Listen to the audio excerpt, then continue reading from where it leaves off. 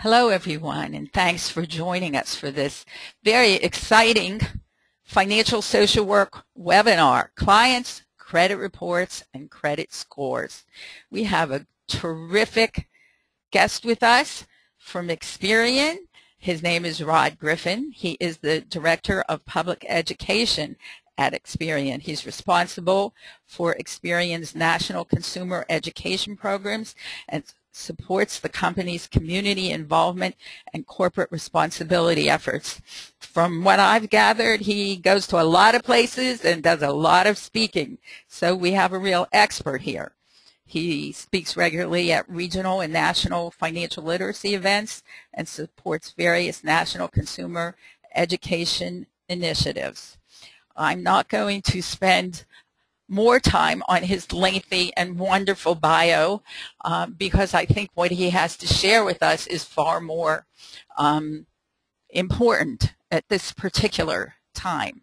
So let me explain to you what to expect today. I do like to explain that in the upper right-hand corner, you each have a box that may be similar to this. It may look a little different, but I just want to do this little housekeeping and tell you that there is a question box, and I tend to call it the question and answer box because you may want to answer a question or two as we go through this session, and so that's where you can do it.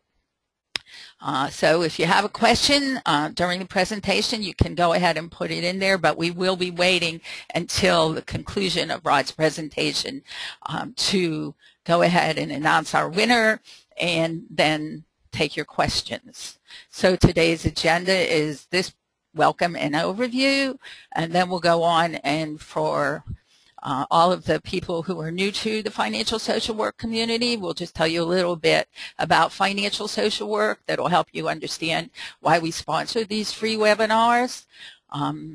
Okay, I skipped ahead of myself. I've already told you about Rob.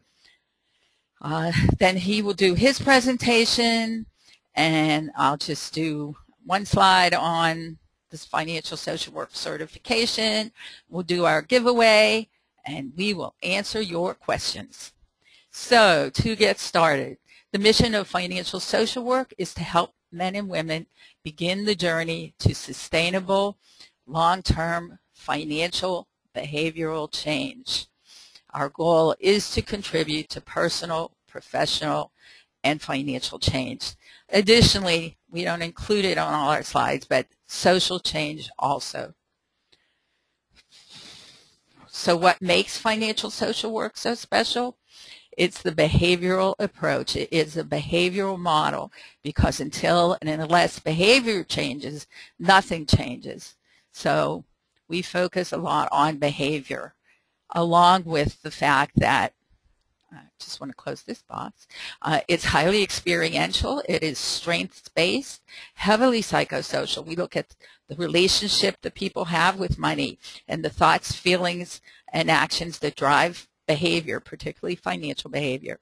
And the experience is introspective, interactive, and multidisciplinary. And it's all about ongoing engagement, education, motivation, validation, and support, because I know after 17 years of doing this work that that's what people need to create sustainable long-term financial behavioral change. Because taking greater responsibility for your financial future actually requires much more than just learning new financial skills. It's a process, because financial stability is a very personal, individual, and emotional choice. And we make that choice weekly, monthly, daily, hourly, and sometimes minute by minute. So to me, these are the basics of financial social work. It's about change, reducing stress, taking care of yourself, being more aware, setting financial and personal boundaries, and most of all, being at peace with your money, making friends with your money. So it's your relationship with your money that drives your financial behavior. and it's your financial behavior that determines your financial circumstances. This is definitely where the magic happens. So these are just a few of our agency clients. We work with many different organizations and individuals. We've certified thousands and thousands of people in this country and in other countries. Those of you who have been with us in the past know that we traditionally do lots of hand raising and polls and Q&A at the end. I'm only going to do 2 quick polls now because once Rod has the screen, we're not going to go back and forth to do more polls. So to get started, I would like to know where our audience is from. And let me pull up that poll. I know we often have people from other countries. I'm launching the poll.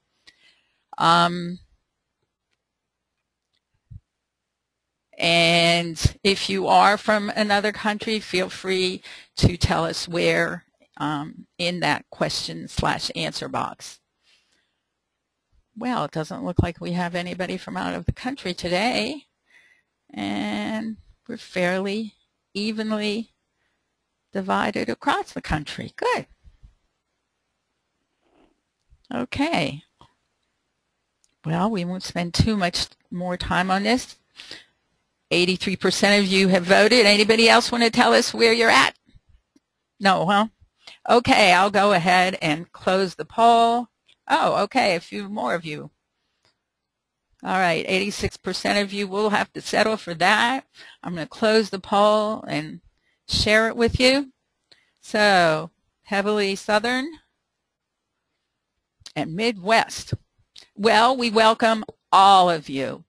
And I have a poll that I've never done anything like before. I'm going to hide this one and do that one. And then we're going to go ahead and turn it over to Rod. Okay. So since we have a record-breaking attendance today, registration today, I was very curious. Oh, I guess I should go to the next slide. I was very curious why that happened. Why so many people? Rod, they must have known that you were the speaker. Well, they did know you were the speaker. We featured it. And that they all wanted to be here for you. I know I wanted to be here for you. Wow, this is very interesting. Wow. Hey, I'm really glad I asked the question. See, I thought many of you might have joined because you wanted to win the prize, but that is definitely not the case. 80% of you have voted. Come on, help us out here.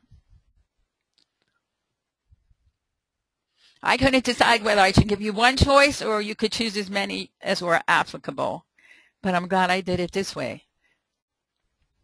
All right, I'm going to go ahead and it was okay. Somebody had hoping to win the giveaway. You could hope to win the giveaway.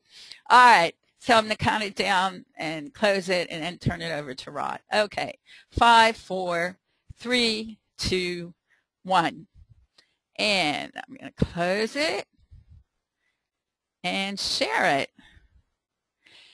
What's fascinating to me here is that the majority of you indicate that your clients are interested in this. And I love that.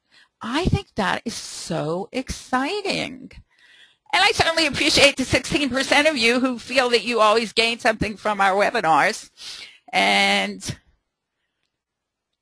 honestly, I really thought it was because Experian was doing this. But you're all going to be glad you came because now we're going to turn it over. I'm going to close this. And I am going to turn it over to you, Rod.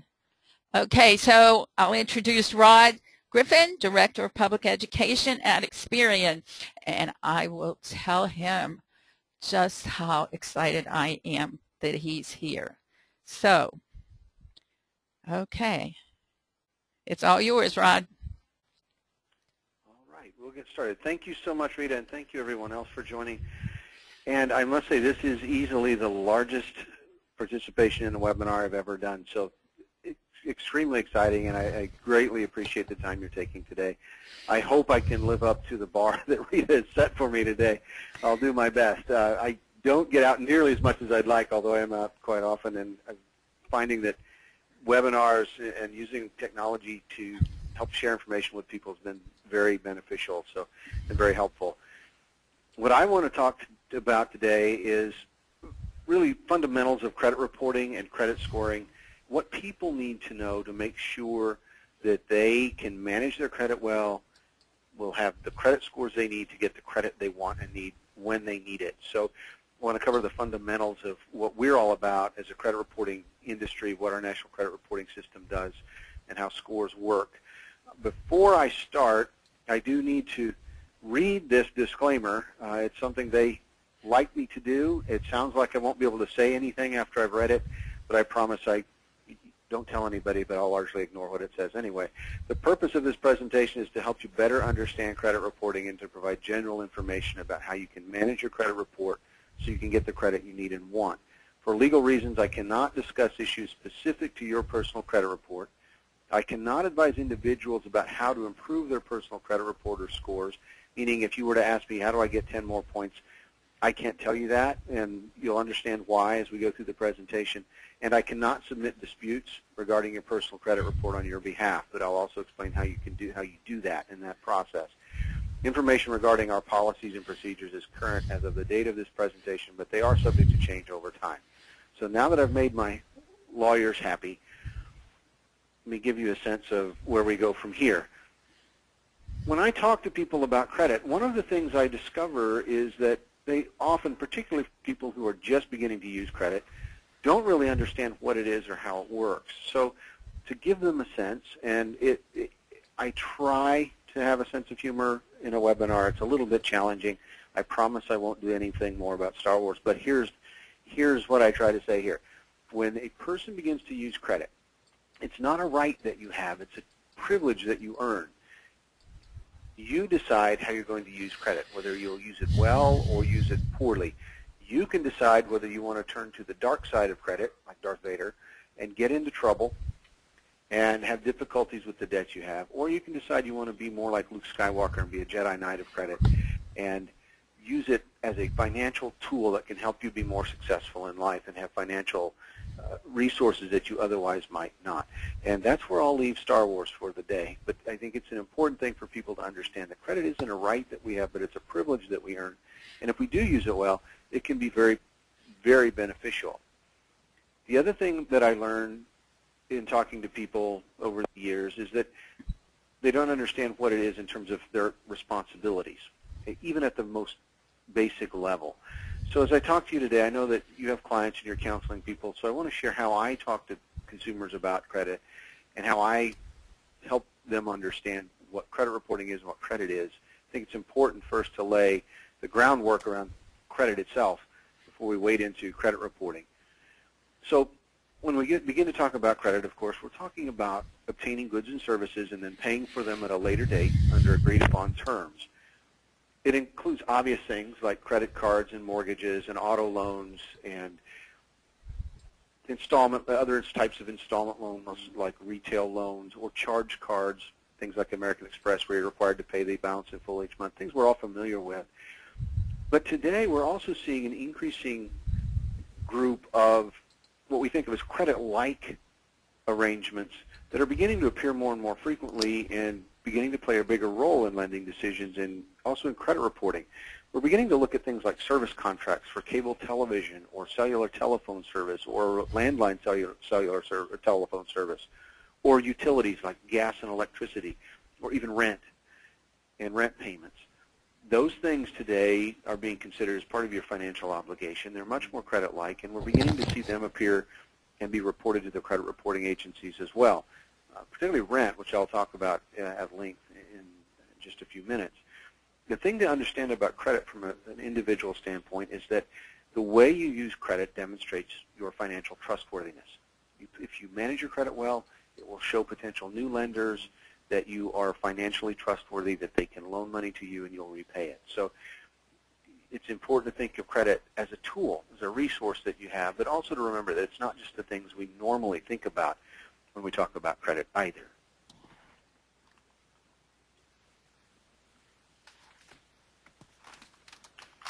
And my computer stuck. There we go. The other thing I like to stress when I talk about what we do, and one of the questions I'm often asked is, or things that are told to me, is that credit reporting is all about debt. And in fact, we're not. Credit and debt are not necessarily the same thing. They don't go hand in hand in all cases. You can have credit but not carry debt. You can use credit, again, as a financial tool without carrying or having debt that mires you down and prevents you from being financially successful. For example, if you have a credit card with a zero balance, you can use that credit card to reserve rental cars, to reserve rooms, to purchase airline tickets, to reserve vacations, but then pay that debt in full, or pay that credit card balance in full, and not carry debt, but still use it as a financial tool to give you things like airline miles or vacation insurance or cash back, those sorts of benefits that credit provides that again, make it a tool rather than something that's associated with debt and financial difficulty. So building a positive credit history helps you get the best terms and use credit as an investment, to invest in debt rather than take it on and use debt as a financial, not debt, but use credit as a financial tool. It's very important. There are, as most of you probably know, 3 national credit reporting companies, Experian, Equifax, and TransUnion. Just a little bit about Experian that you may not know. Experian is actually a global financial services company. In fact, the world's largest information services provider. Credit reporting is just one of our businesses. We have operations in 40 countries around the world, actually 42 countries around the world, offices in 40 countries around the world with about 16,000 employees. There are 7,000 employees in the U.S., and if you're interested in financial numbers, we generate about $4.4 billion in revenue globally every year. About half that business is in the United States. The important thing to understand is that your credit report in the U.S. never leaves the U.S. Our U.S. headquarters are in Costa Mesa, California. I'm located in our National Consumer Center, our call center, and facility in Allen, Texas. I'm actually part of our corporate operations, but our National Consumer Assistance Center is here in Texas. If you have an issue with your credit report and you call us, you're going to speak to someone in Allen, Texas, and in the United States. We don't have call centers overseas. When we're working with you on your credit report, you talk to somebody in the U.S. Your credit report, again, stays in the United States. It never leaves. Even though we are actually a British company, a British-owned company, our corporate headquarters, global corporate headquarters in London, England, if someone from England moves to the U.S., one of our employees, they lose their credit history. It doesn't come with them. They have to start over just like anyone else. So it's sort of an interesting fact that every nation has its own system of credit reporting. They're all different, and the information doesn't transfer from one country to another for a number of reasons, legal reasons, systems reasons, all sorts of things. The computer systems, in some ways, if you think about a PC versus a Mac and the information, the way it interrelates, have the same kinds of issues on our larger scale of credit reporting systems. So we in the U.S. operate solely in the U.S. Your credit report doesn't leave the country. When people call me to talk about credit reporting, it's usually because they've had a problem.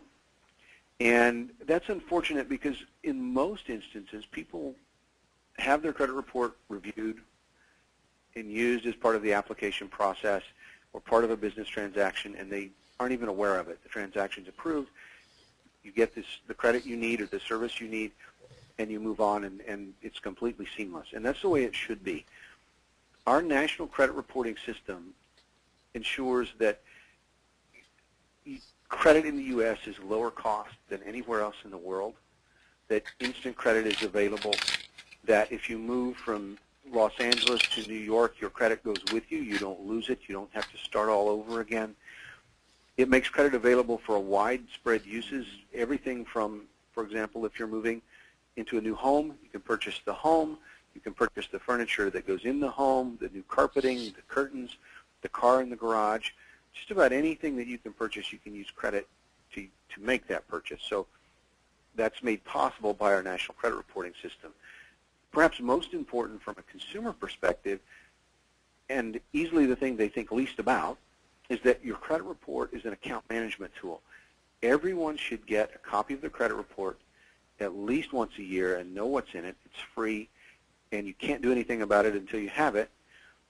And you can use it to manage your accounts, just like you would a bank statement or your monthly credit card statement. You should get your credit report every year. It's remarkable how many people I speak with who say, I got my credit for the first time in 10 years, and I found out I have 3 accounts open that are not being used.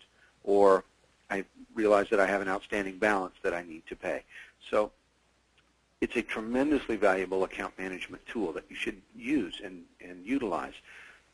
The sad reality is that even though credit reports are free, well under 50% of consumers get their free report if they're eligible every year. In fact, I saw a number yesterday that said it's something more like 4% of people who are eligible for their free credit report actually request it. So you need to get that free report, know what's in it. We want you to work with us and make sure that the information there is accurate.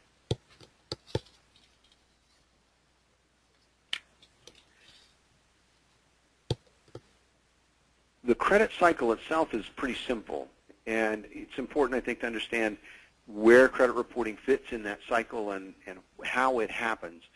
So just at a high level, again, I think most of you on the call understand this, but just to lay some groundwork, you do not have a credit report until you have credit in your name for the first time. I hear from parents quite often who have just had a child, and they'll say, I got my child's Social Security number. How do I get their credit report? They don't have a credit report, and they shouldn't have a credit report. You get a credit report when you first open a new account, and at the end of the first billing cycle, you pay the lender. At least ideally, you'll pay the lender, or not, but ideally you would make your payment, first payment. The lender would then report that account and that payment, because that's when they have something to report, to the credit reporting companies. We would, at that point, create a credit report for you using the identifying information and account information that's provided. When you then apply for new credit with a potential new lender, they can request a copy of that credit report. They'll see that you paid your previous debts well, and they'll approve a new account, open that account, and report that account, and the cycle starts over. Really pretty simple. Our role as a credit reporting company in that cycle, though, is often misunderstood. The credit reporting companies do not approve or decline credit. We don't tell a lender whether the information is indicative of good risk or bad risk, if it's good or bad one way or the other. That's up to the lender or the business that's using the report. Our role is to collect the information and put it into a format that the lenders can then use to help them make risk-based decisions, to help them assess the risk of lending to a consumer. So like a library collects books and stores them on the shelves, we collect that data, compile it into a format that can then be checked out to the lender for them to use in making lending decisions if they have a permissible purpose under federal law. We are private companies. We compete, we being Equifax, TransUnion, and Experian, are competitors just like General Motors and Ford and Chrysler. They all do similar things. They all build cars, but they compete because they do things a little bit differently. We're the same way. We're private businesses that do credit reporting, but we each do it a little bit differently. And, of course, we think we do it better than everyone else. So I would say that since I work for them. But we don't make judgments about that information in the report. We don't edit the information in the report. If a business or lender sends us an account update, say of 100,000 accounts, and they're all 90 days late, we will say there's something wrong with the information you're reporting. Clearly, every account you have wouldn't be 90 days late. So there are logic checks that we do. But we wouldn't look at an individual's single account and say, we think this is wrong. Our responsibility is to accurately represent in your credit report what the lenders tell us is in their records. So our role is to show what lenders tell us is in their systems and accurately represent that information. Your credit report is simply a record of your financial accounts and your obligations, as well as the identifying information that's associated with those accounts. Experian maintains credit files or credit records for more than 220 million credit active consumers. So we have a lot of information. You'll hear me, as I just did, call your credit report a credit history or credit file. They're all the same thing. But again, what we really get paid to do as a credit reporting company is collect that information and organize it into a format or form that can be used by creditors to help them make lending decisions or businesses to manage risk. Your credit report, and I'll talk specifically about what's in it in just a moment, but it includes financial information, of course, identifying information, and certain public records. So I'll explain exactly what those public records are as well. Your credit report's important because your credit reports and scores are used to gauge likelihood that you'll repay a loan as a consumer. What's the risk of lending to you? Are you likely to pay back the loan as agreed, or are you likely to default on that loan? A strong credit history enables consumers to get the credit they want when they want it and in the amounts they need at the rates they want or need. So it includes things, obviously, like credit cards and auto loans and home loans, as well as other services. But a poor credit history or a good credit history, in the inverse, can affect the rates that you pay, the deposits that you're required to pay, the fees that are required, security deposits, those sorts of things. So if you have a good credit history, it can reduce your cost of doing business. Again, reports can be used in non-lending situations like employment checks, for apartment rental, for obtaining a cellular telephone, and so on. But again, your credit report serves as your financial references, just like your personal references in your resume would serve when you apply for a job. You hope that your personal references would say you're a good person and you're a great worker. If you manage your credit well, your credit report will act as financial references. They'll tell the lender you're a great financial manager, you manage your debts well, and they should do business with you. So think of your credit report, and what I recommend you think of a credit report as is your financial references. I mentioned the permissible purposes under federal law. These are those purposes. These are the only reasons that a business or organization can obtain a copy of your credit report.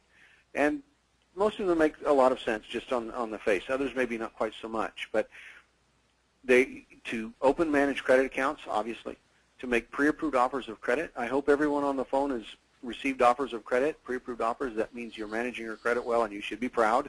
That means the lenders want you to be their customer. If you want to opt out, it's very easy to do, and I can explain how to do that so that you don't get those offers anymore. For employment purposes, if you give written permission to do so. To underwrite insurance. For a business transaction initiated by the consumer, that simply means you apply for credit. If we receive a court order or federal grand jury subpoena, as I mentioned, we are private businesses. Law enforcement can't just demand access. We do require a court order or a federal grand jury subpoena, federal subpoena, before we will provide that information to a government entity or a law enforcement agency. To evaluate the risk of an investor, so if you go to someone and say, I have $1 million I'd like to invest, they can check your credit report and say, well, that'd be nice, but you owe $2 million in debt, so you should probably pay that first. For eligibility for government licenses, and including things like security clearances for the military, very important in looking at your credit history. And, of course, disclosure to you. You can get your own credit report as often as you like. In most cases, it's free. If you exhaust all of the legal reasons to get a free report, there's a nominal fee of $11.50, I believe, plus tax in some states. It just depends on the state you live in. I talked about the credit cycle and how it works. It's also important to understand who the players are in that credit cycle. And the credit reporting companies are obvious. That's Experian, and where I fall into that credit cycle. Lenders, of course, who are using the credit report information to help them make decisions and manage risk. The one that most people don't know about are risk score modelers. Those are the people that develop the formulas that are used to calculate credit scores.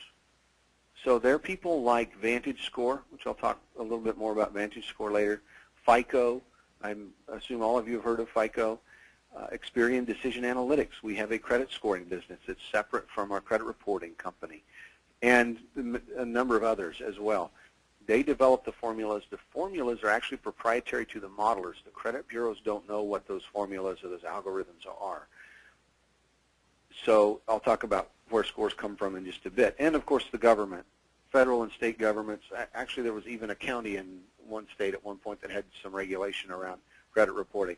So we're very heavily regulated. The Consumer Financial Protection Bureau is our federal regulator today, and it works with the FTC as well as state governments. But at the center of that credit cycle is the consumer, is you. And you as a consumer are the first source of information that goes into a credit report. And you may be the first source of inaccuracies in a credit report. And I'll illustrate how that can happen in just a few minutes. Before I do, let's talk about what's in a credit report, because there's a lot of misinformation or misunderstanding about that. It's remarkable how what I hear from people about what they believe is in a credit report. It's really simple. Everything in a report is debt-related or is identification information. So first and foremost, identification information. We need to know who you are. As I mentioned, there are more than 220 million people with credit reports.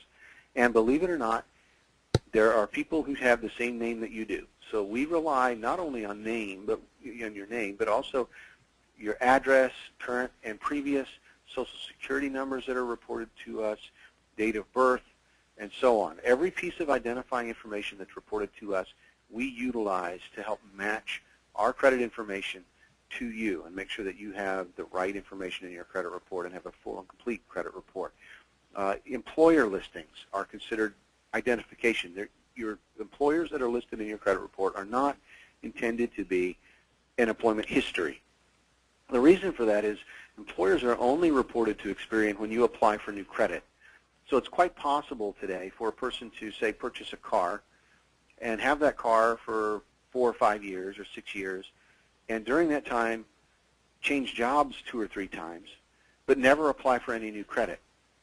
So we wouldn't see those 2 or 3 other employers. They wouldn't be reported to us or updated with us. But we would see the next time the person applies for credit, a new employer listed in their application. That information would be reported, so we would add that to the report. So lenders and other businesses use, and we use, the employer listing as an identification tool. We can say 3 out of the 4 that are in that application match, so there's a greater likelihood you are who you say you are.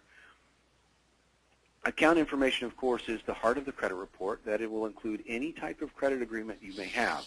Everything from mortgage and auto loans to other installment loans, credit cards called revolving accounts, charge cards, retail loans, and so on. You'll see, of course, the principal loan on the principal amount on an installment loan, the credit limit on a credit card or revolving account. You'll see the current balance. You'll see the estimated payment due, and most importantly, you'll see account associations. So is it an individual account or a joint account?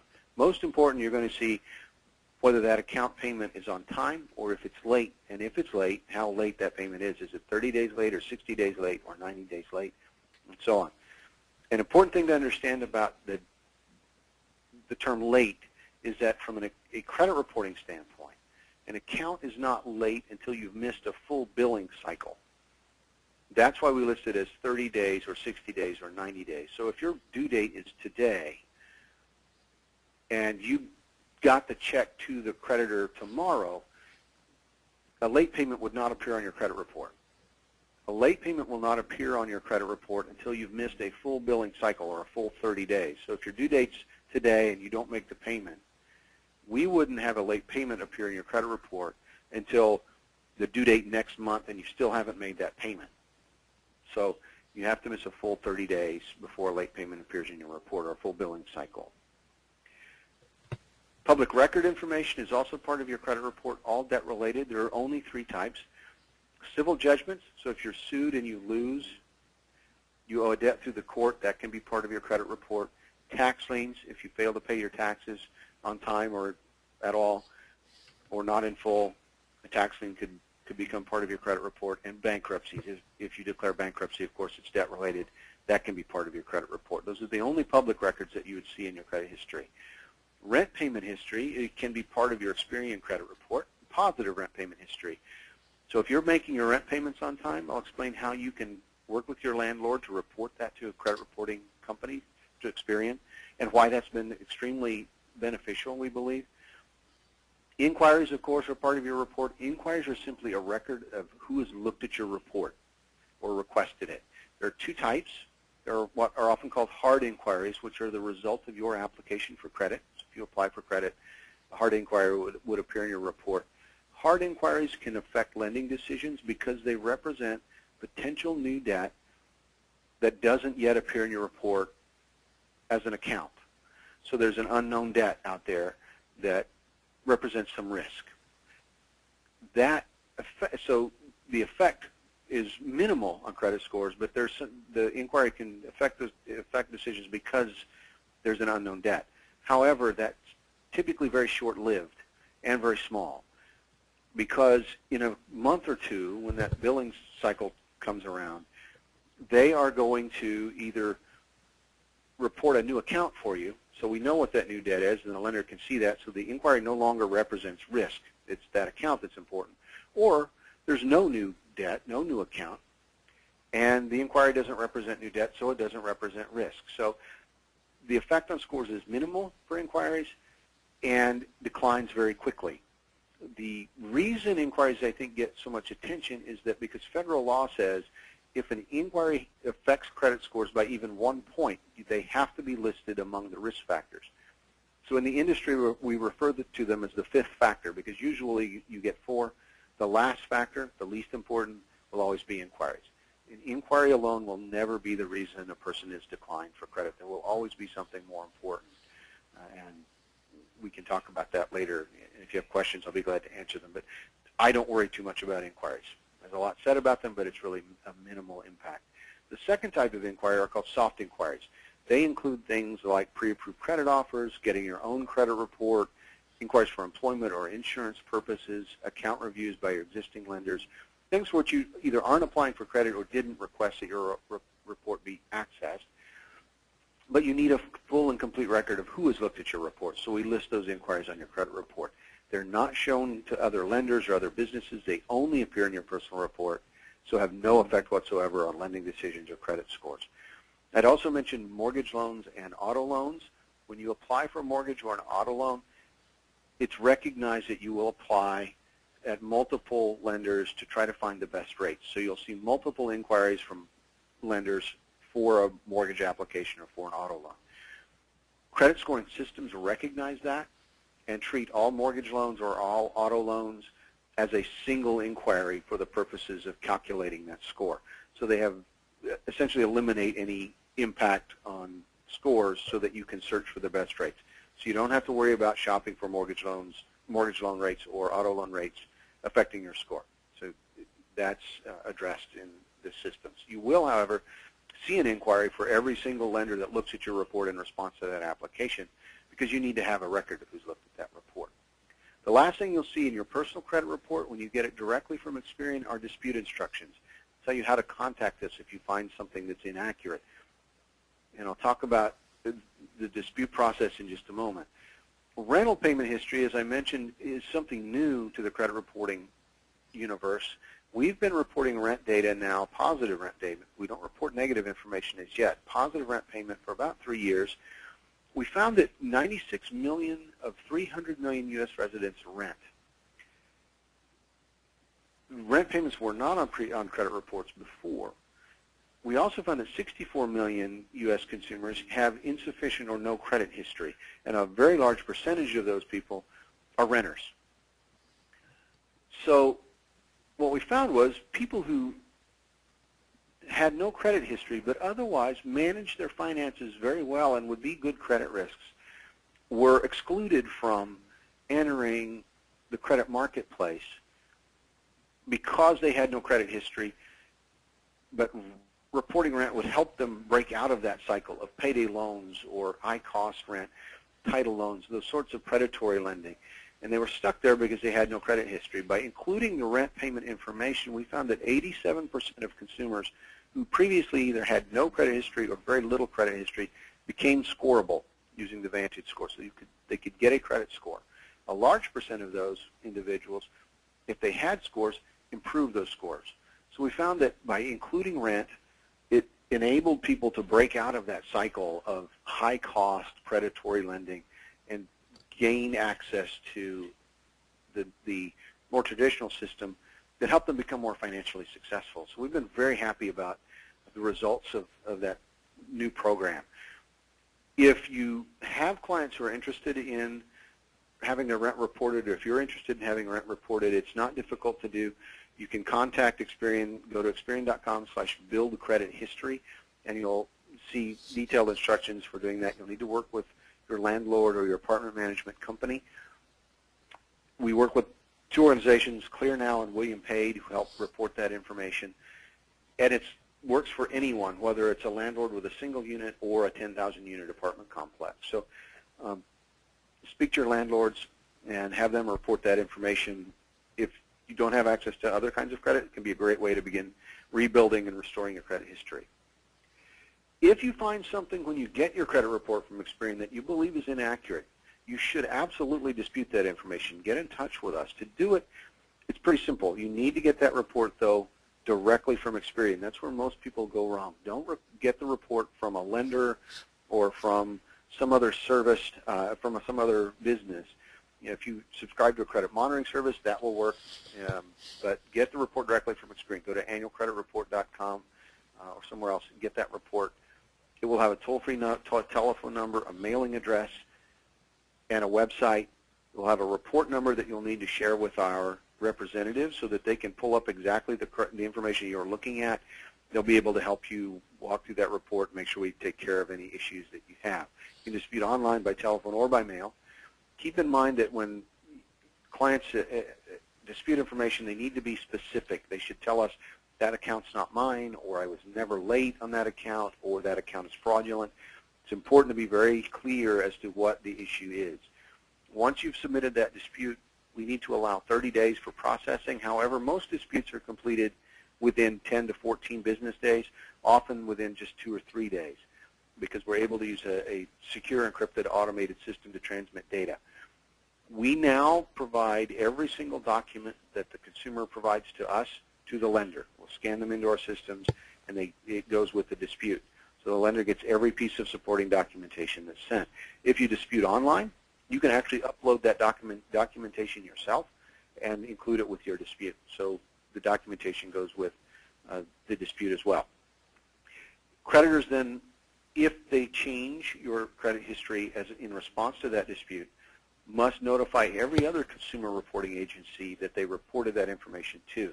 So if the dispute results in changed information, Experian does not tell Equifax and TransUnion. That's required of the lender, and federal law says the lender has to notify any consumer agency they reported the information to.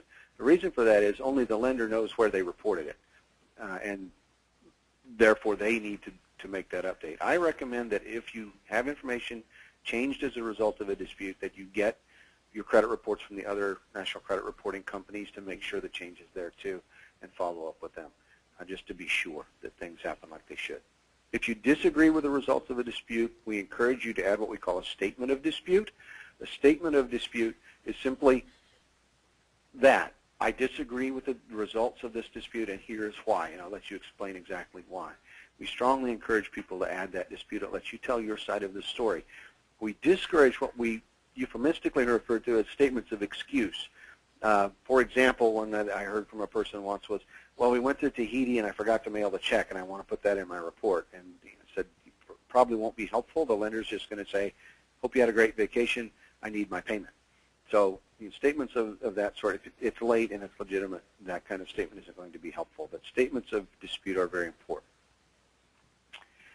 I mentioned that you as a consumer and your clients are at the center of that credit cycle and can be the first source of incorrect information in a credit report. And this is why. This is an example of an actual application from about 20 years ago now. So from one retail store outlet from one day, and we said, can you send us examples of applications that you can't read? Thought we'd get 8 or 10 applications. We got a stack almost a foot tall that had anything that was remotely legible marked out. The point is, if the lender is receiving a printed application and they cannot read what's there, they guess at what goes into their system.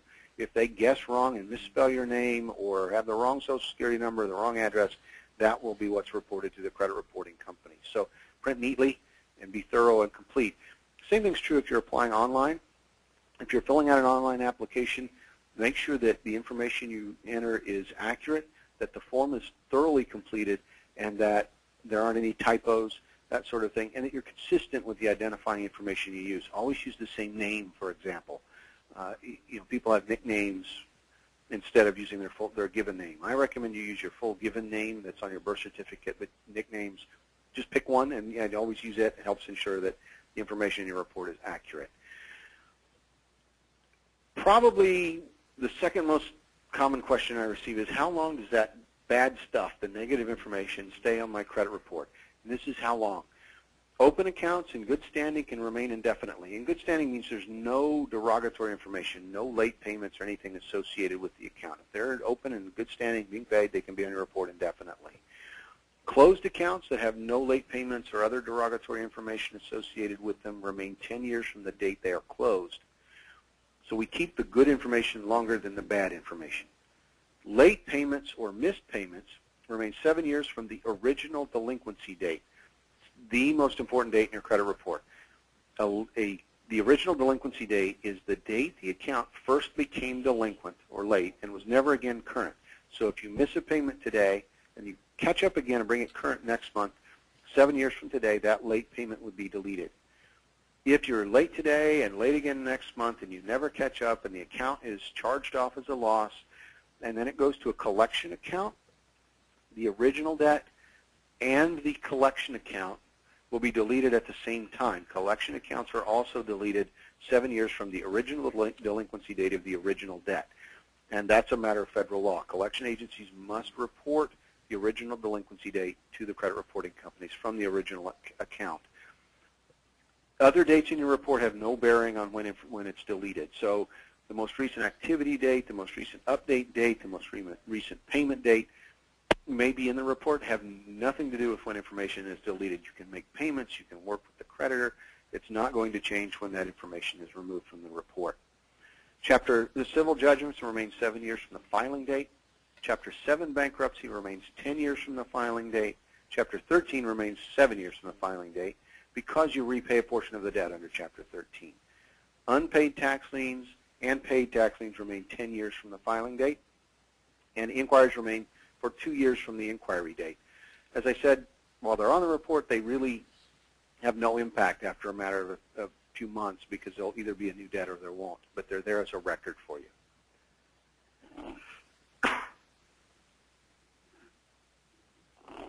Excuse me. So what's not in a report? In one sentence, if it's not related to debt, it's not in your report. Credit reports only have information about debt. So there's nothing about criminal background. You may see medical collections, but you will not see any medical information. You wouldn't see, in the lender's version of the report, any information about who provided the treatment, the kind of treatment you received, the illness you had, anything like that.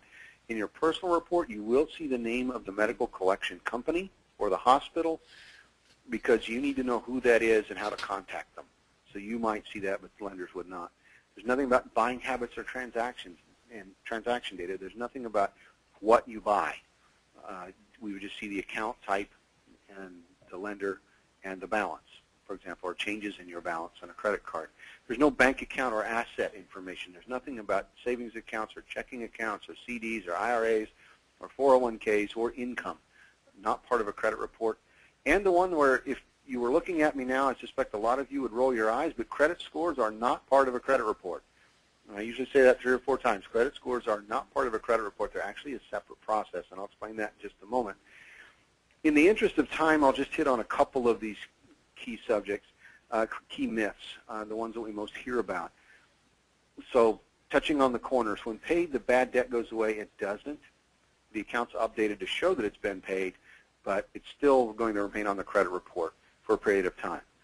A divorce decree separates joint accounts. It does not. It's one of the most difficult things I come across. A divorce decree is an agreement between the divorcing couple and the court as to who's going to pay the debt.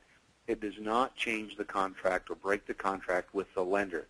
You need to go back to the lender, and they would have to agree to remove one or the other party from responsibility for the debt. And they may or may not do that. If it's in a mortgage, for example, the party that's taking responsibility for that debt may have to apply for a new mortgage and qualify independently before the lender would say the other person isn't responsible for this debt. So you need to go to the lender. You must give permission for a report to be issued. Actually, you don't. The exception is for employment purposes when you must give written permission on a separate sheet of paper. Otherwise, you don't. You almost always do. If you read the fine print, I don't think I've seen an application that doesn't say if you apply, by signing here, you're giving us permission to get your report, but they don't have to. Pre-approved credit offers are the example. Your report's reviewed typically through an automated system. No human looks at it, but it's accessed so that they can qualify you to receive that offer. And there's only one credit score, and it is on every credit report. In fact, there are hundreds of different credit scores, and they're not part of a credit report. They're a separate tool used to analyze the information in a report at the moment it's accessed. Credit scores are simply tools that are used to assess risk by reviewing the information in a report. There are many different what we call models or algorithms with many different scales. I've seen scores, for example, I saw a score that's used by a credit union with a scale of 75 to 108. They're becoming more standardized with a 300 to 850 scale, but not all of them do. Some scales go down instead of up, so a lower score is better. So it's important to be aware of that. Our role as a credit reporting company is to, in some cases, apply the model that's selected by the creditor, meaning when a lender comes to us and says, for example, I want Rod's credit report, and I want the Vantage score applied, we compile the credit report. And there are about 200 different scores that reside in our credit reporting systems, meaning the credit score modeler that I talked about essentially rents space in our computer system because we have big computers with empty space. We route the credit report through the keyhole into that room. A credit score is calculated, and the score and the report go out the window on the other side in parallel to the lender. The reason people get confused, and it seems like a score is part of a report, is that the lender can say, when you deliver that credit report and score, I want the identifying information from the credit report to pop up on my screen first, and then I want the credit score to show up, and then I want the rest of the credit report. So it looks like the score is part of the report when in fact it's a separate process. Scores are calculated at the moment the report is requested. So if a new report is requested 10 minutes later, it could be a completely different number, could be a completely different score. So it's important to understand that it's a separate process. That causes people, and I understand why, it can cause a lot of angst. People want to know, well, how do I know what my score means? And the reality is, outside of a lending situation, any score you receive is an educational score. It will give you a good sense of where you stand in terms of lending risk. Any score you receive, and I won't name names, but there's one that's well known, good company, but if you get a score from them outside of a lending situation, it's very likely not going to be the same score a lender uses. And you can't walk into the lender with a score you purchase online and say, here's my number, give me a loan. They will use the score they receive for their particular type of lending and particular business and customer type. For example, there are different credit scores for auto lending and mortgage lending. There are different scores for credit unions than there are for national banks because credit union customers, they study the way they behave and manage their debts, and it's different than the customers of a national bank. And so the scores are developed to assess the risk of that particular type of customer. So that's not a problem. You know, I always tell people, if you say there should only be one score, that would be like telling General Motors they should only make one car in one color with one set of options. Scores are different because different lenders and different businesses have different needs and different types of customers that they're trying to assess the risk of doing business with. Just like General Motors produces different cars, even though they're all very similar, to meet the needs of their particular customers. So there are different scores. What's important to know is that, and that most people don't, and here's what if there's a big secret about credit scoring, and I really don't think there is, but here's the big secret. Every time a credit score is calculated, regardless of the scoring model, a series of what we call risk factors are generated. Those risk factors statements tell the consumer what they need to work on in their personal credit history to become more creditworthy. While the scores can be very different, The risk factors are very consistent. So if you get a score, you can see what the risk factors are, address those risk factors, all of your credit scores will get better. So that's the key to improving your credit score. Not the number itself. It tells you something about where your risk stands within its particular scale, but to become more creditworthy, to improve that score, you need to know what those risk factors are, because that tells you what to work on in your credit history. So from my perspective, the credit report, the credit history, is far more important than the number in terms of being able to do something. A number by itself is just a number. You can't do anything about it. A credit report and coupled with the risk factors empower you as a consumer to act, and that's what we really need to do. You need to know what those risk factors are so you can act on them and take action to become more creditworthy. To give you a sense of what goes into credit scores, pretty simple. This is from VantageScore. I call it their VantageScore donut. They took the middle out of the pie. Don't know why, but you'll see similar charts for other scores. Companies like FICO and others have similar charts. And the thing to be aware of is that there are two keys to good credit scores. The first is payment history. Your payment history will always be the most important factor in credit scores. Are you paying your bills on time, or are you late? If you're late, how late are you? Payment history will be somewhere in the neighborhood of 40%. And these are ballpark. It may be more, maybe less, depending on the individual's overall credit history. But it's going to be the most important factor. The second most important factor will be utilization. Are you maxing out your credit cards, or are you keeping your balances low? The lower your balance is as compared to your credit limits, which is the utilization rate or the balance to limit ratio, the better. 0 is best. VantageScore says that you should never have a utilization ratio of more than 30%. So that's a starting point. But ideally, you would pay your balances in full every month.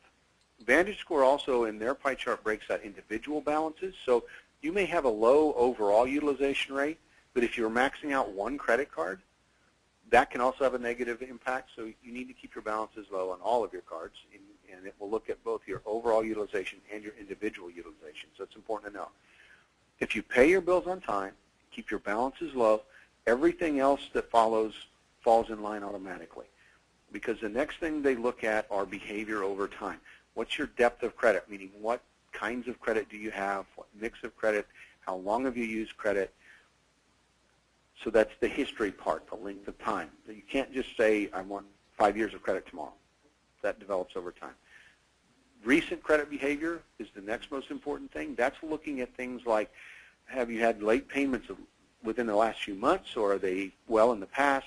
Have you applied for a lot of new credit recently? Have you taken on new debts? Have you paid things off? It's looking at what's happened in just the last 3 to 6 months.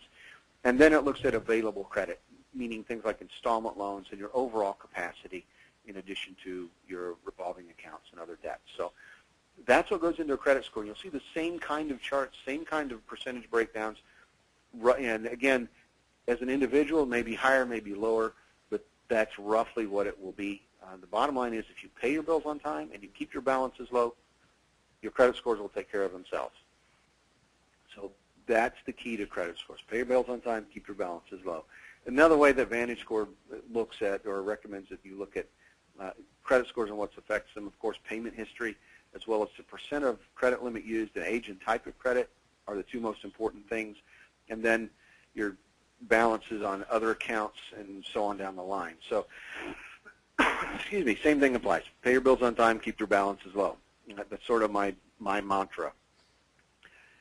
Quickly touch on a few of the rules for managing credit. I don't want to take all of our time. I want to give you a chance to ask questions. So I'll touch on just a couple of these. Number 3. If you look at number 3, get a credit card. We recommend that people have a credit card, not 10 or 12.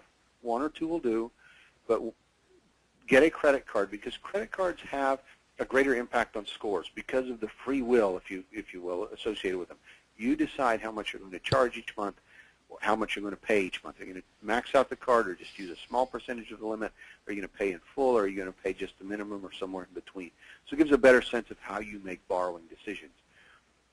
Be careful about closing accounts, especially if you're planning to apply for new credit in the next 3 to 6 months, particularly something large like a house or a car, because you want your credit history to be stable. If If you close an account, you lose the available credit limit if it's a revolving account, which affects your utilization rate. It makes it jump up mathematically, and that can have a temporary negative effect on score. So it's best not to close them if you're planning to apply for new credit.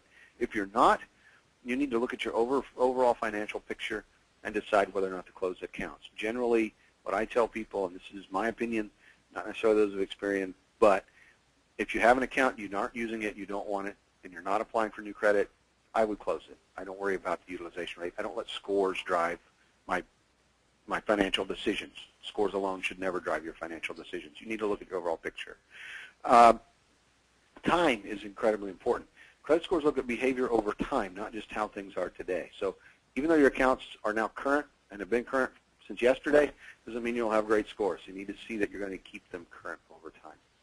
So, and I hope I've shared information that's helpful today that you'll be able to share with your clients and with your friends and your family. I think that's the most important thing we can do, is help people better understand how to use credit and credit reports as a tool in their financial life. I mentioned the free annual credit report, annualcreditreport.com. That's where you get that free report, not freecreditscore.com or freecreditreport.com. Those are actually Experian companies, and they are fee-based services. They provide things more than the credit report, but I want to make sure you're aware of them. I'm not a sales guy. I'm not here to pitch them. I want to make sure people are aware. If you're getting your free annual credit report, free report under federal law, it's annualcreditreport.com. If you want monitoring services, that's those other companies. And they're fine services if you want to apply for them or utilize them. Just touch on a few of our education resources that are available that are free for you or for consumers to use. Again, annualcreditreport.com. I can't say that enough. I want to get that number up from 4% to 100% of people getting that report. If you go to Experian.com/crediteducation or to livecreditsmart.com, you'll find our Ask Experian Credit Advice column that I write. I've been with the company 17 years now and been writing that column. Dates back. We keep it archived 3 or 4 years back. Just about any question you have about credit you can find. LiveCreditSmart.com talks about scores and life events of credit and all sorts of other information. And if you go to Experian.com/consumer education content, I know it's not a great URL. It has all of our education materials and resources on it, including the content from this presentation and PowerPoints with talk notes, documents you can print out and share, and any resource you want, you're free to use there. And VantageScore has a great white paper on what you can do to improve your credit scores and talks about how long it would take and what you need to do and what affects scores. So I would recommend you take a look at that if you're trying to learn more about scores and what affects them as well. These are, if you come across them, are consumer education resources. If you're familiar with the band from freecreditscore.com, it's now gone. It's replaced by the octopus. I don't know how I feel about that. I haven't quite come to grips with that issue right yet. It is what it is. Credit Educator is a new service. If a person has questions about their report, I think it's $29.95 or $39.95. You get a credit report, a credit score, the factors, and you can talk to a representative who will walk line by line with you through your report and discuss what you need to do and how to improve your scores over time. Credit Tracker is a monitoring service. ProtectMyID.com, if you've heard about the Target breach, that's the service that they're providing as well through us. We're the service provider for them. If you're buying a new car, AutoCheck.com, we compete with that other auto check company with the little fox. But Great Vehicle History Report actually was an NADA, Blue Book people, their preferred auto history report. And with that, I can stop talking and throw it back to Rita and any questions you might have. Take a deep breath. I hope you have some water there, Rod. That far surpassed my expectations. So there. That was great. Did you give it back to me? I'm trying to figure out how to do that again. Okay. Up in the right-hand corner, it says Change Presenter. Where did you go? Right-hand corner in that rectangular box. There's a circle. There you go. I'll find it. There you go. Okay. Show my screen. Okay. So my last slide is just to fill in anyone who's never attended one of our webinars, let you know about financial social work certification, that it is 5 workbooks. It's self-paced and self-study, and you have 6 months to complete it, and then there's an online exam, and you have 2 weeks to complete the online exam. You can read here that financial social work is now in the Oxford Press Online Encyclopedia of Social Work, and it's being taught since 2011 at the University of Kentucky, our particular curriculum. And you can see that the fee is $495 for all of that. So we have one last thing before we ask Rod to stay with us, because we have a lot of questions. Rod was able to attain for us a giveaway of one of those programs he listed right at the end. And so everyone who registered was included, and we drew a name, and that name is Deb Smith of Community Action Duluth. Deb, we will email you with the voucher that Rod has for us, and then you can take advantage of this wonderful gift. Rod, thank you, and Experian for that. And congratulations, Deb Smith. So now we have questions. Are you okay to stay with us for a while? Absolutely. Absolutely. Oh, great. As long as we need. Oh, thank you so much. This is great. Okay. So, the first one I have here is, how does education loans that are income-based repayment plan get scored? Is that in there?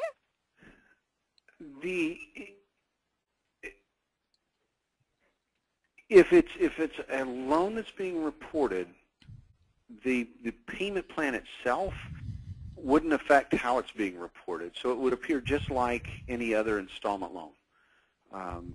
So it would show the principal amount and the balance due and whether or not those payments are on time. The payment plan itself would be between the lender and the borrower. So as long as it's reported as current and being paid on time, it would have a positive effect on scores. If it's late, it would be just like any other installment loan, have a very negative effect. But in terms of the number of points, it's impossible to say, again, because there's so many different scores. It really depends on the individual's unique credit history. If they have a short history and one account that's late, or a long history and one account that's late, could change things. So the scores themselves and the effect depend on the scoring model that's used and the individual's unique credit history. So that's why I can't say, it would drop at X number of points, because right. It's impossible to say, except that it would be bad. Any late payment's bad. Okay. A couple of people wrote in that even though they clicked that they were from other countries, so we have people from Germany and Japan. And wow. Somebody didn't understand why we had Maryland as a southern state. Sorry about that. Okay. Financial, we have people that wrote in. I work a lot with families in transitional housing. Can you address which debts should be paid first to improve credit scores or credit report? Consumer debts, evictions, utilities, or medical bills? The answer for every credit report question is it depends. And you need to look at that individual's or those individuals' credit histories and see first which are the most delinquent, which are the most severe, and then look at their overall financial picture. If they're delinquent, if the payments are late, quite often just picking one, the one that they can pay off first or the fastest. There's often a lot of debate, even around things like credit cards. Which card do you pay off first? Do you pay off the one with the highest interest rates, or the one with the highest balance, or the one with the lowest balance? What I always tell people is do what works for you. The key is to begin catching up on those payments and reducing your debt. And it's really not going to matter from a scoring standpoint which one you pick, as long as you're getting those things caught up. They all, from a credit and credit scoring standpoint, would be essentially the same. That again, depending on the lender. So if you're applying for a mortgage and your mortgage payments are late, that's going to have a bigger effect likely on the score they use. If you're buying a car and your car payments are late, that's probably going to have a bigger impact. So it would depend on what you're doing as well. The bottom line is, if you've had credit difficulties, it matters less where you start or what types of loan you're repaying, and much more that you're picking one and getting it done. There's no right answer for that. It just depends on the individual's unique history. One that I would recommend is you get a copy of the report, obviously, and a credit score, and the factors that go with the score. Scores are typically about $12, and you get the score, a description of the scale that it's in, that score, where you fall in terms of risk, and the risk factors, an explanation of what's affecting that score. Go back to those factors, and you'll see what is probably having the most effect, and start with the first one and work your way through. As Rod showed you with Vantage, and it's the same thing with FICO, the largest percentage is your payment history. So catching up on those payments, showing your ability and interest and dedication to repaying, I would agree. Let me see if there are a couple questions here on history. What happens for soldiers who are deployed to another country, since you mentioned the issue of scores don't travel from country to country. And similar, along the same lines, I think that you could address these together, is what happens with new immigrants. My understanding is, I'm trying to save you your voice, but new immigrants have to start from scratch, right? Right. Essentially, yes. First, with relation to our servicemen and women, U.S. military bases are considered sovereign U.S. territory, and they can get credit reports and credit scores. They don't lose access to their credit history when they're overseas, when they're deployed or in U.S. military installation. So that's the first thing. They still have their report and their credit history available to them. They can get it, review it, and so on. One of the things that our servicemen and women may want to do, especially when they're deployed, we have something called an active duty alert. And if a person in the military is deployed, they can add a 1-year active duty alert that says they're deployed, and to verify the identity of anyone using their information to apply for credit, so that they're protected from fraud while they're deployed. And that's a free service. They just call us or go online and they can add that active duty alert. But they don't lose access to the reports so long as they can get online and access the internet, that kind of thing. They can still get that report. So that's the first issue. In terms of immigrants, yes, they essentially have to start all over again. We have, as I mentioned, we're a global company, and in the building where I work, we have employees from all over the world. You mentioned there's someone from Germany on the phone. Mm-hmm. And we have operations in Germany. If someone moves from Germany to the U.S., their German credit history doesn't go with them. They have to start all over again with the U.S. history. There are some things you can do, though. If you have an account with an international company, a lender, they may be able to transfer your foreign account to their U.S. operations, and open a U.S. account, which would then establish a credit history. That's one alternative. If you have friends or family to co-sign for you or add you as an authorized user or joint account holder, that can help. If you work with your lender, if you have a savings account or a checking account, they may be willing to open a small credit account for you and report it, or start with a secured account that they would then convert to a traditional account. So there are a number of things that you can do, but effectively you do need to start all over again. Here's one that's kind of near and dear to my heart. It's about, you mentioned how long it takes to get a credit report, and that children don't traditionally have a credit report. And just today I spoke with someone, a young woman who put herself through college, law school, and wanted to sit for the boards, but is not being allowed to because a parent had opened a credit card in her name and run up debt. And I've heard stories of many children's being credit reports being they're having cards and having bad credit without ever knowing it. Yes, and it's really, really difficult and really, really sad. When a parent defrauds a child, it's a difficult situation, especially as a child becomes an adult and when they discover it. Right. Because the issue is, how do we have to verify that it is in fact fraud? Usually if we can see a birth date or documentation showing the account was opened while the person was a minor, we can help them resolve that. From a lending perspective, the challenge is that they'll need to show that it is indeed fraud, and they may be required to file a police report, take legal action against a friend or family member, and that can be emotionally very, very difficult. Yeah. May not be willing to do that. That's right. So, that's when it gets to be difficult. And it's a hard one to deal with because, you need to be able to verify from a business perspective that it is in fact fraud, especially when you see someone the account may have been opened when they were, 17 or 18 years old, which could be that they were co-signed for, so there's that balance, and it's a difficult one. I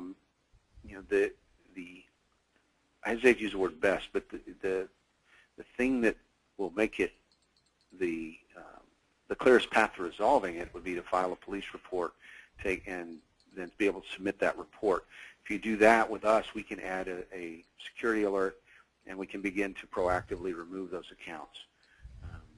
Lenders may need to see an affidavit and police report as well. So that's the challenge, but it is a really difficult situation. I understand it happens a lot in foster care also, but yes. And I can tell you that behind the scenes, we're working with a number of states with their foster care and child welfare departments on programs to prevent fraud and help foster children recover from fraud without them having to do anything. Oh, that is wonderful. Help monitor and make sure that their credit histories are what they should be, or that they don't have one ideally. Oh. So. That's great to hear. Thank you. Okay, I teach a course about credit, and I've heard that the three bureaus identify ownership of accounts first by name, then address, date of birth, and social security number. Is this true or a myth? So, for example, if two John Smiths live on the same street, they may have some cross-pollution on their reports because their names and reports and addresses are very similar, even though they have unique social security numbers. It's a myth. We don't match in a rank order like that. We look at all of the identifying information that's given to us and compare it to all of the identifying information that's associated with the accounts. So we're not going to look at the name and say that matches, so that must be it, so we don't need to look at the rest. We'll look at everything that's reported as identifying information to match that information. It can be challenging. I'm a fan of George Foreman, but I like to use him as an example of how to create a nightmare from a credit reporting standpoint, because he has 5 sons and they're all named George Foreman. Really? And yes, I think it's 5 sons, maybe more, and not junior, senior, second, third. It's just George Foreman. So George Foreman lives at his house along with 5 other George Foremans at the same address, or did when they were growing up, and that because they're born at a similar age, or within similar years, they have similar socials. I haven't seen them, clear on that, but so you have the same name, same address, same social, dates of birth within a year or 2 or 3 or 4 or 5, and so matching we match to everything that's given to us to try to make sure we have the right person. So name, address, social security number, previous addresses, date of birth, employment history, everything that we're given, we will match to identify that individual. You know, there's a misperception. More commonly, the misperception I have is that we just match to a social security number, which we don't do, and there's a reason for that. We do not have access, and I think I said this, we do not have access to Social Security Administration records. So we cannot say, you're Rod Griffin and this is your social, or this is your social, so you are this Rod Griffin. We match based on very sophisticated logic and programming logic, but essentially it says if you have 6 lenders and 5 of them say this is your social, that's probably your social. So that's going to be the primary social. And then there's one out there that doesn't quite match, but we're going to show that on your report too, as reported as belonging to you, so you can see it. Could be an indicator of fraud. Usually it's a typo. You know, somebody's entered 1, 2, 3, 4 instead of 1, 3, 2, 4. But we're going to show that on the report. But okay. we can't see the Social Security Administration records.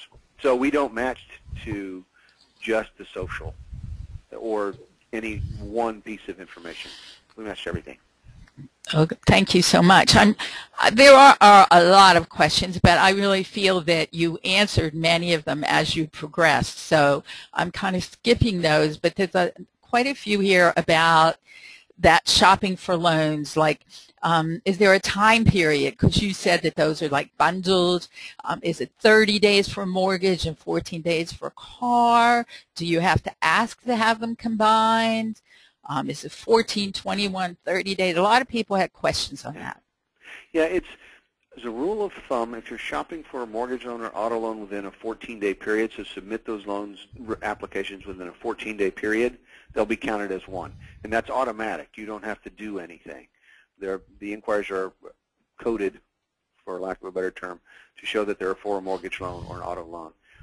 So typically within a 14-day period, some scoring models actually will count all of the inquiries for any type of loan. So there's a model, I think VantageScore does, that if they'll count credit cards as one inquiry. It just depends on the model.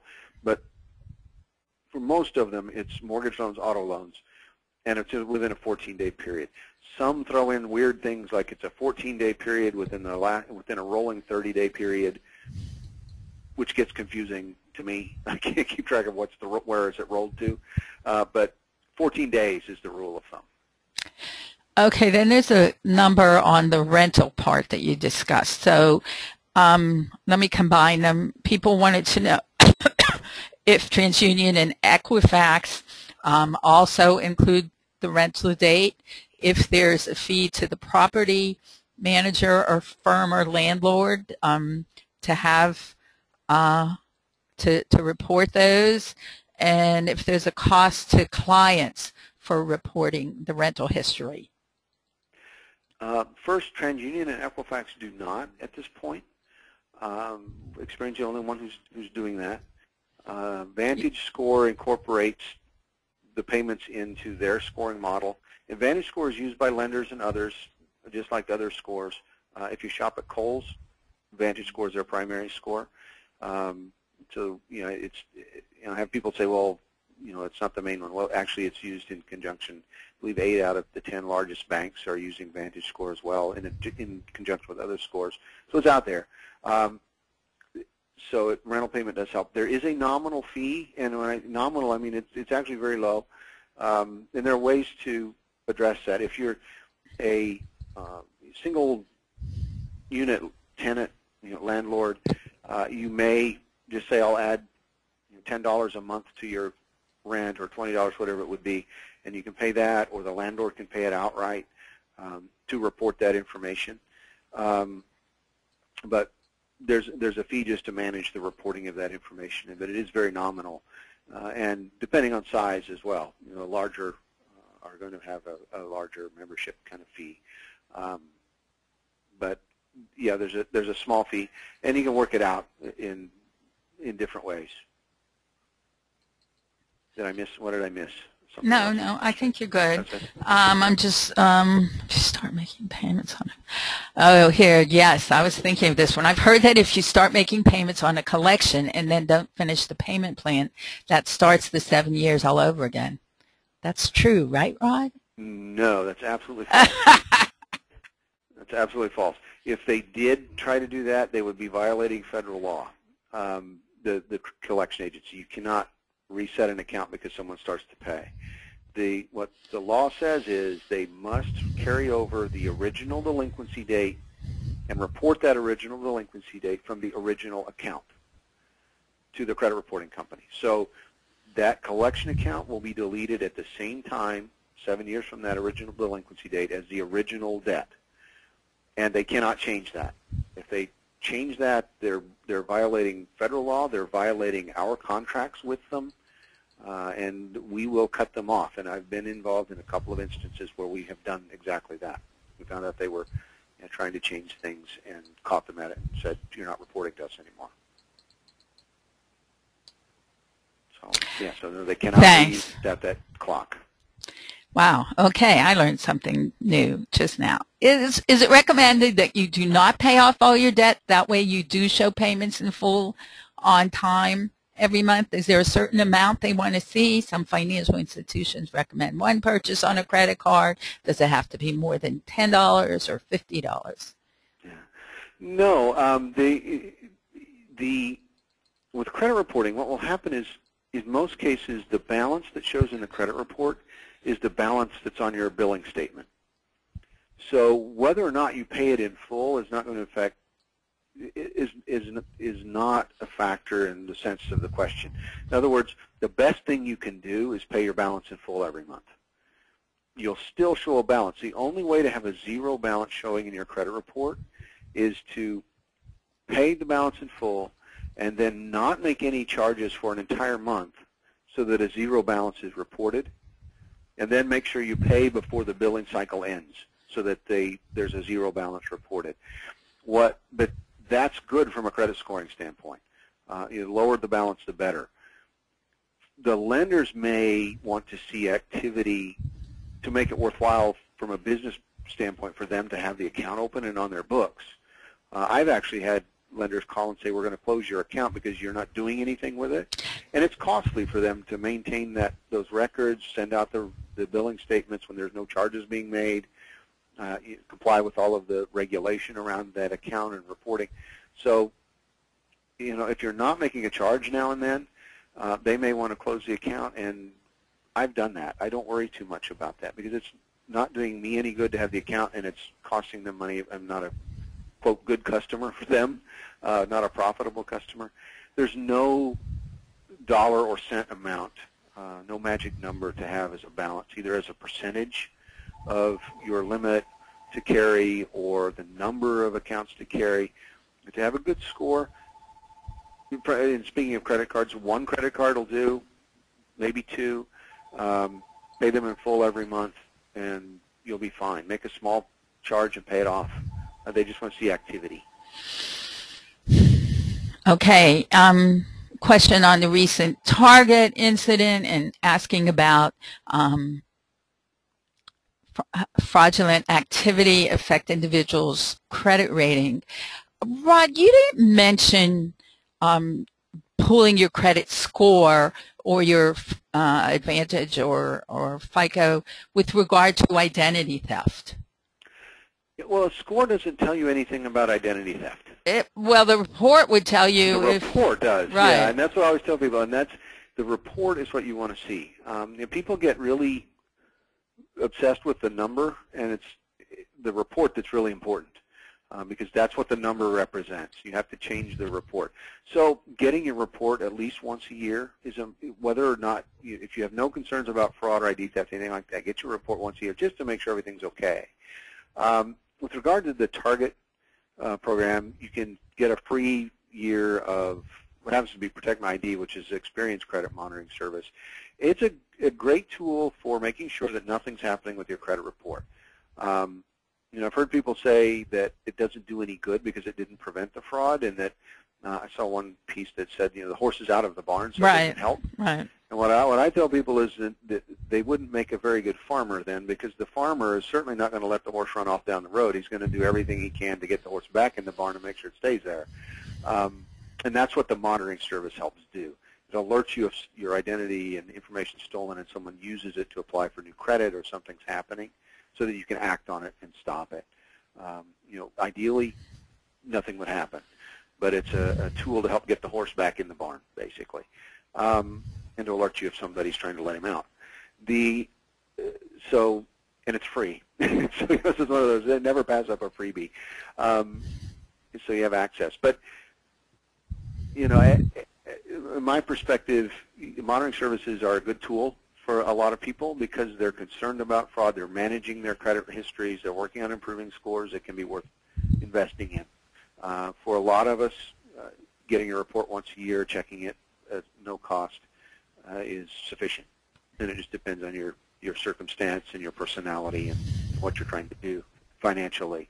I'm just going to tell everybody that our May free webinar is on identity theft. We have an excellent speaker, and I think it's a really important topic, and of course it's a hot topic. Okay, can you request a free credit report in Spanish or other languages? At this time, no. We don't have reports in other languages. We do have representatives who can help you with who are Spanish are bilingual. So if you have questions and you're more comfortable asking in Spanish, we can help with that. We also have representatives who speak other languages as well, so they can help you. But we don't, at this point, have reports in other languages. And I don't know. I know we've looked at that several times and how to do that, and it's not there yet. Listen, I have many questions here, and I just don't feel right keeping you. Let me ask you, and if you could hear everyone applauding you, perhaps you'll come back and do something else for us in the coming year? I'd be happy to. Nothing like putting you on the spot. I mean, there are a lot of questions here. Well, and You're good? I'm free if you want to keep asking. I block time. We have hundreds of people still on the line. So. Okay, so seems like every business now has a credit card available with discount incentives to entice shoppers. Does having several store-specific credit cards look badly on your credit history? Now, I want to hear what you have to say about that, Rod. It doesn't look bad from a credit reporting or scoring standpoint if you're making the payments on time and keeping your balances low. There's no magic number of credit cards. What I typically tell people is you don't need more than one or two. If you're getting benefits, cash back or points or whatever it happens to be, and you're using that card, and it makes financial sense to do so, go right ahead. I know a person who collects credit cards for what they call affinity cards, for the pictures on the front, and had something in excess of 100 cards. I have no idea what he does with them. I don't know if he displays them in his house. I don't know. But if I did that, yeah, I would have a problem because they'd want to know why I had so many credit cards. So there's a sort of a common sense limit. Have what you need. Have what brings value. But Rod, isn't it true that store credit cards are more expensive cards? They can be, and again, that's the financial issue. That's not so much a credit reporting issue, right, as a personal finance issue. So we don't necessarily see what your interest rate is or annual fees are in a credit report. My understanding is that store cards are not the way to go. Yeah, it just depends. I can tell you this personal example. I'm not shy about sharing things. My wife uses a Kohl's card because we get tremendous, incentives to do so, savings and discounts, and so it makes sense. But when we use that card, we plan it. We know when we're shopping for what. Right. What discounts, and then we pay it in full. We don't use it and carry right. a balance. And that's really the key to any credit card is if you're paying it in full and you're not going to pay interest on a balance and you use it as a financial tool, it goes back to that early slide where, say credit and debt don't necessarily have to be the same thing. If you're using credit as a tool and not taking on debt, great. Unfortunately, right. That's where people. Trouble, yes. It's a different issue. Yeah. Yes, that's the problem. Somebody wants to know if you have to be a social worker to become certified in financial social work. No, we certify as many non-social workers as social workers. I just thought I'd answer that question. Now, here's another one. Is there a law protecting clients who show medical collections but are unaware that the accounts went into collection status? That would go to a Fair Debt Collections Practices Act issue, and I'm not an expert in any way in that law. And it wouldn't apply to credit reporting necessarily.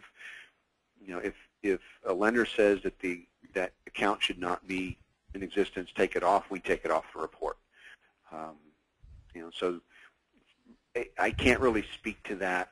It's not within a credit reporting regulatory environment. That's fine. Here's one. Any recommendations for individuals who marry where one individual has poor or fair credit and the other excellent credit? If they put both names on existing credit cards or bank accounts, how would that affect their credit scores? Yeah, that's I tell people, I have people ask, if this person I'm thinking about marrying has a poor credit score, should I marry them? And I always tell them, don't let a credit score make that decision for you. However, agreeing on finances, or at least understanding your attitudes toward personal finance and money can be, before you get married, can be a very good thing. That said, husbands and wives have separate credit reports. We don't merge them. So if you are bringing debt issues into your marriage from your prior life, they wouldn't be merged with your new spouse's credit history, unless you add them as a joint account holder or authorized user, or contractually connect them to the account. So what I tell people is, as you come into marriage, don't add them as a joint account holder if you don't want to have yourself connected with those accounts, and then work on paying them off and getting them under control. So the bottom line is, getting married doesn't merge those reports, but it can affect lending decisions when it comes to things that are joint. So if you're applying for a mortgage, you're going to apply jointly.